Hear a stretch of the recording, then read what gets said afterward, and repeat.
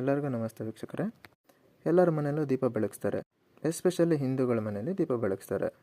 Most of all ಎಲ್ಲರೂ ತಿಳ್ಕೊಂಡಿರೋ ಪ್ರಕಾರ ದೀಪವನ್ನು ಹಚ್ಚೋದು ಸಮೃದ್ಧಿ ಹಾಗೂ ಜ್ಞಾನದ ಸಂಕೇತ ಅಂತ ಹಚ್ತೀವಿ.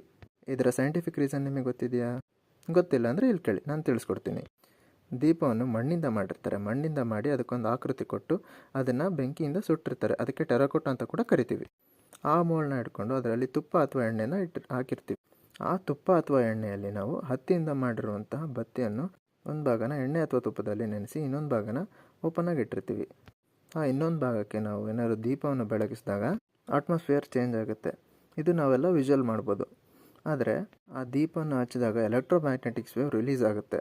ಆ ಎಲೆಕ್ಟ್ರೋಮ್ಯಾಗ್ನೆಟಿಕ್ ವೇವ್ಸ್ ನಮ್ಮ ಮನಸ್ಸು ಹಾಗೂ ಮೆದುಳಿನ ಸಂವೇದನಾ ಕೇಂದ್ರಗಳನ್ನು ಆ್ಯಕ್ಟಿವೇಟ್ ಮಾಡುತ್ತೆ. ಅದು ಆ್ಯಕ್ಟಿವೇಟ್ ಮಾಡಿದಾಗ ನಮಗೆ ಮೋರ್ ಕಾನ್ಸಂಟ್ರೇಷನ್ ಪವರ್ ಬರುತ್ತೆ. ಅದಕ್ಕೆ ಯಾವಾಗಲೂ ಪೂಜೆ ಮಾಡೋಕ್ಕಿಂತ ಮುಂಚೆ ದೀಪ ಹಚ್ತೀವಿ. ದೀಪ ಹಚ್ಚಿದ ಮೇಲೆ ಯಾವಾಗಲೂ ಆ ದೇವರ ಸ್ಮರಣೆಯಲ್ಲೇ